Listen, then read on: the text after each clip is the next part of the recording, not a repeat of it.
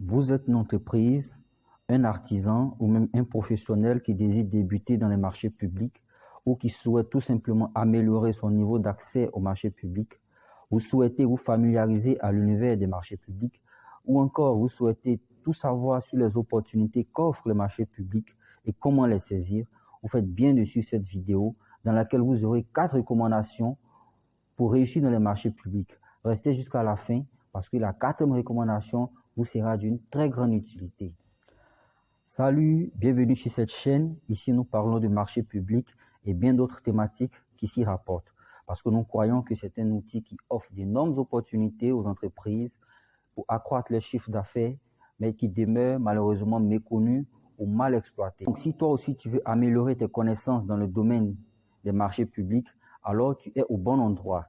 Une seule chose à faire, tu t'abonnes et tu actives la cloche de notification pour être informé à chaque fois que nous publions une nouvelle vidéo comme celle-ci. Pense également à partager la vidéo aux personnes à qui elle pourrait être utile pour que la communauté puisse s'agrandir. Avant de réussir dans un domaine, il faut le connaître. Et de prime abord, il faut savoir ce que c'est qu'un marché public. Alors, qu'est-ce qu'un marché public?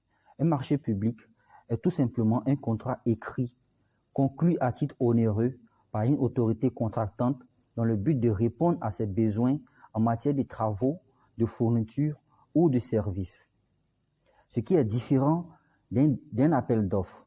Un appel d'offres, par conséquent, est la procédure de mise en concurrence au cours de laquelle l'offre techniquement conforme et économiquement la plus avantageuse est choisie. Et l'élément central de cet appel d'offres-là, c'est le dossier d'appel d'offres. Le dossier d'appel d'offres est tout simplement le document renfermant les besoins exprimés par l'acheteur public, les critères de sélection, ainsi que les droits et les obligations de toutes les parties en présence. Le dossier d'appel d'offres a pour rôle de fixer les règles de la compétition, de donner une description complète et précise des biens et services à acquérir, de communiquer aux candidats les pièces constitutives du marché, de fixer les modalités d'exécution du marché qui en découle. Il faut se professionnaliser et renforcer ses capacités. Les marchés publics relèvent du domaine du droit et principalement du droit public. Pour y réussir, il faut avoir une parfaite connaissance des textes réglementaires qui les régissent. À cet effet, vous pouvez tout simplement utiliser les outils mis à disposition des acteurs, à savoir les guides et procédures. Vous devez vous les approprier, les maîtriser et maîtriser les étapes de la passation, les tâches à accomplir et les pièces à fournir. Voilà, vous devez obligatoirement avoir un élément essentiel, un élément primordial, un élément très important qui est le code des marchés publics.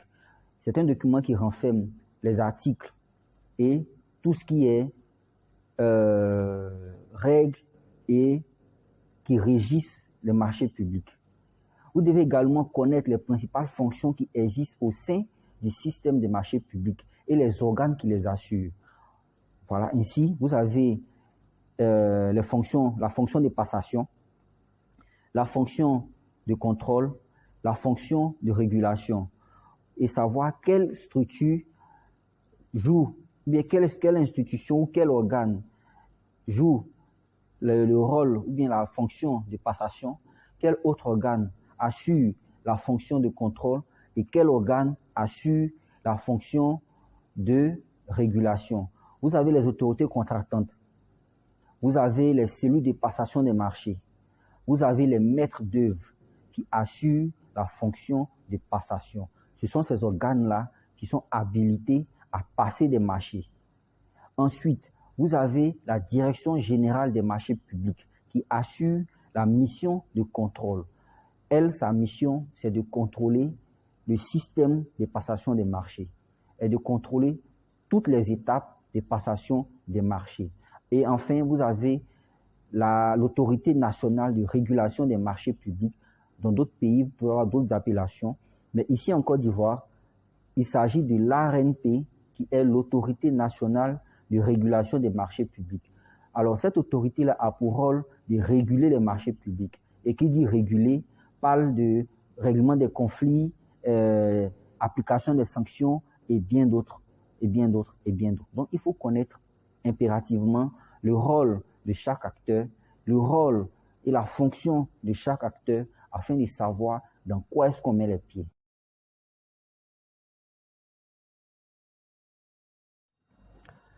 Disposer d'une organisation adéquate.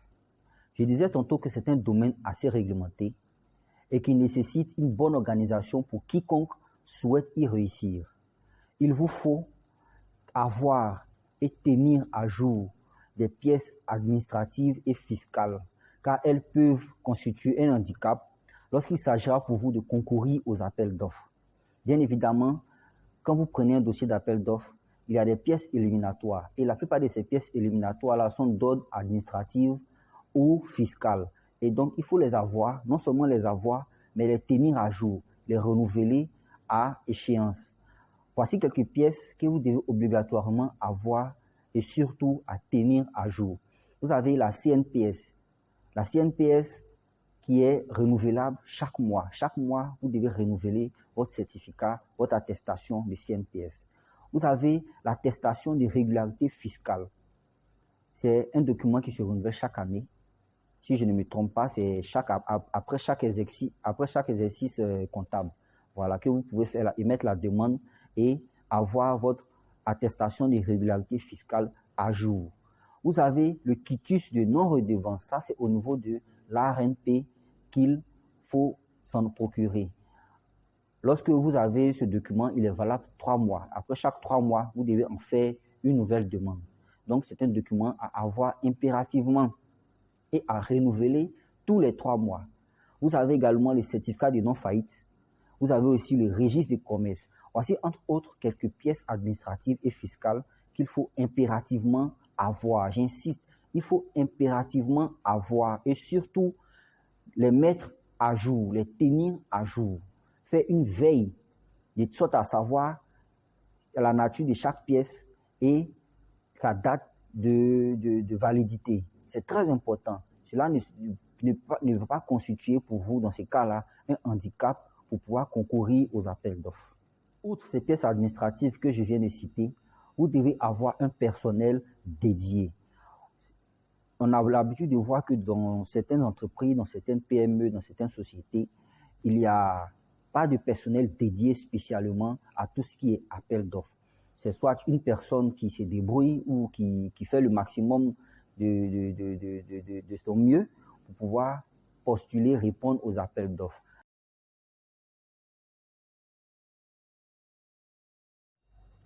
Développer une stratégie de prospection de marché.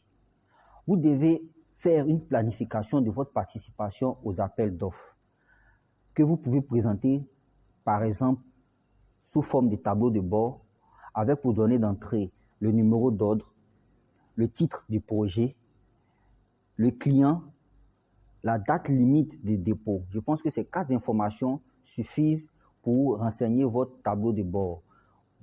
Et ce tableau de bord peut être renseigné à partir de plusieurs outils. Vous pouvez vous servir par exemple du plan de passation des marchés qui est disponible dans chaque ministère auprès des cellules de passation des marchés. Vous pouvez également vous servir des journaux, des quotidiens qui sont publiés, dans lesquels peuvent paraître des avis de publication. Pour ceux qui sont en Côte d'Ivoire, vous avez le journal Fraternité Matin. C'est un journal qui sort au quotidien et qui comporte des avis de passation des marchés, des avis de publication de passation des marchés. Donc, vous pouvez acheter ce journal chaque jour ou alors vous ciblez des jours dans la semaine, soit 2 fois par semaine, 3 fois par semaine, vous achetez ce journal dans lequel vous pouvez avoir accès à tous les avis de publication qui sont sur le marché.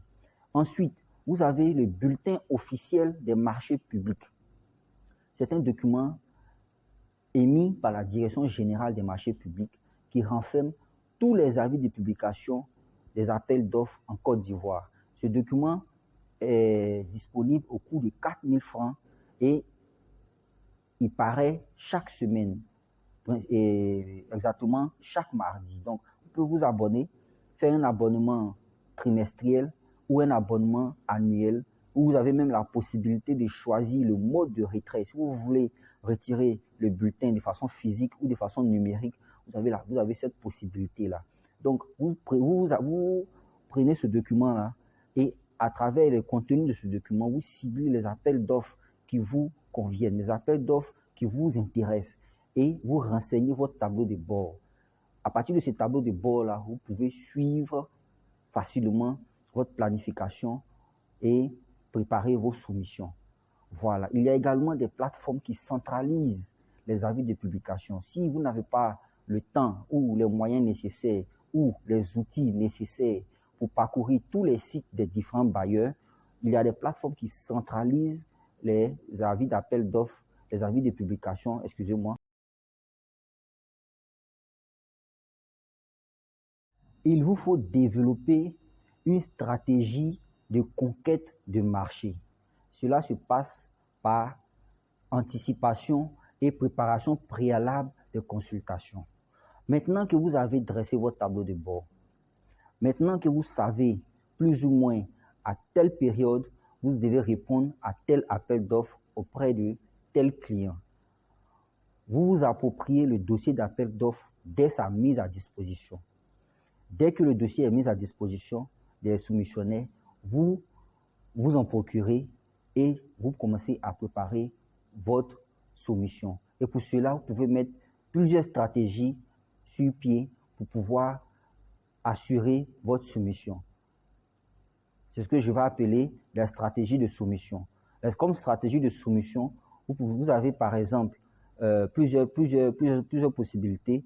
Vous pouvez soit aller en cotraitance ou en groupement ou aller seul selon les exigences du dossier. Si vous estimez que vous avez la capacité et les moyens d'aller seul sur un projet, vous y allez. Si vous n'avez pas les capacités, que vous souhaitez vous faire accompagner par un autre cabinet ou par une autre structure ou par une autre entreprise, vous partez en groupement d'entreprise. Voilà. Et le groupement d'entreprise, c'est un outil très efficace qui permet la mutualisation des moyens pour davantage de compétitivité et des opportunités plus grandes en favorisant la croissance de chaque partenaire. Quand vous allez en groupement d'entreprise, vous êtes tous deux gagnants-gagnants. Même si vous n'allez pas partager les bénéfices à part égale, cela dépendra de plusieurs facteurs. Voilà, ce n'est pas le but de cette vidéo. Vous bénéficiez de l'expérience du projet et cela peut vous servir plus tard à aller sur ce même type de projet plutôt tout seul qu'étant accompagné parce que vous avez déjà eu une expertise sur le projet.